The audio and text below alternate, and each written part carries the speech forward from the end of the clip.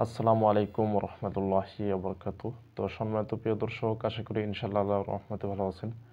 আমি ইনশাআল্লাহ আল্লাহর রহমতে ভালো আছি। তো প্রতিবারের মতো আমি একটা ভিডিও আপনাদেরকে উপহার দেবো, যে ভিডিওটা হলো যে হিজামা করা উত্তম সময় সমূহ বা উত্তম দিন সমূহ, কোন কোন দিন হিজামা করা ঠিক সময় মঙ্গলময় হবে। তো সেই ব্যাপারে শুরু থেকে শেষ পর্যন্ত আপনাদেরকে প্রমাণ সহকারে হাদিস অনুযায়ী আপনাদেরকে এই ভিডিওটি পাচ্ছেন। ভিডিওটা উপহার দেবো, অবশ্যই শুরু থেকে শেষ পর্যন্ত এই ভিডিওটি মনোযোগ সহকারে দেখুন।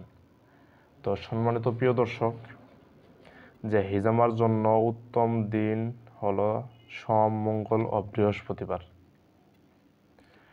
তো হযরত ওমর রাদিয়াল্লাহু তাআলা আনহু হতে বর্ণিত, রাসূল সাল্লাল্লাহু আলাইহি ওয়াসাল্লাম বলেছেন যে আল্লাহর বরকত লাভের আশায় তোমরা বৃহস্পতিবার হিজামা করাও এবং এ ব্যাপারে বুধবার, শুক্রবার, শনিবার ও রবিবার বেছে নেওয়া থেকে বিরত থাকো।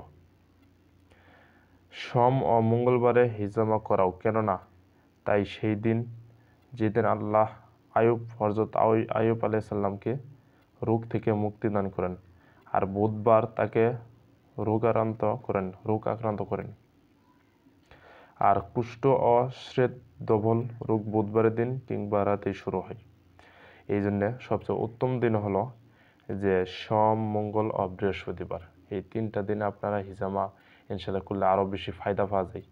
বাকি দিনগুলো ইনশাল্লাহ আপনার জরুরত যদি হয়, রোগী যদি জরুরত হয়, অনেক সমস্যা যদি হয়, ইনশাল্লাহ বাকি দিনগুলো ইনশাল্লাহ করবেন।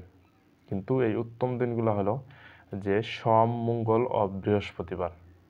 তো এটা ওমর রাদিয়াল্লাহু তাআলা আনহু বর্ণিত, রাসূল সাল্লাল্লাহু আলাইহি ওয়াসাল্লাম বলছেন। তো সম্মানিত প্রিয় দর্শক, অনেকেই জানেন যে হিজামা করা সুন্নত, আবার অনেকে জানেন না যে হিজামা কি অথবা হিজামা করা কি। তো হিজামা একটি প্রাচীনকালীন চিকিৎসা, যে চিকিৎসা 3000 বছর আগে থেকেই প্রচলিত। এখনও আমেরিকা, আফ্রিকা, চায়না এবং বাংলাদেশেও প্রচলিত আছে, যাকে আমরা শিঙ্গা লাগানো বলি। তো হিজামা অর্থাৎ শিঙ্গা লাগানো সুন্নত। যারা হিজামা শিঙ্গা লাগাতে চান যে কোনো প্রকার সমস্যার জন্য, বাত ব্যথার জন্য, তারা আমার কাছে যোগাযোগ করতে পারেন। এবং হিজামা যারা চিকিৎসা শিখতে চান অল্প টাকায়, তারাও যোগাযোগ করতে পারেন।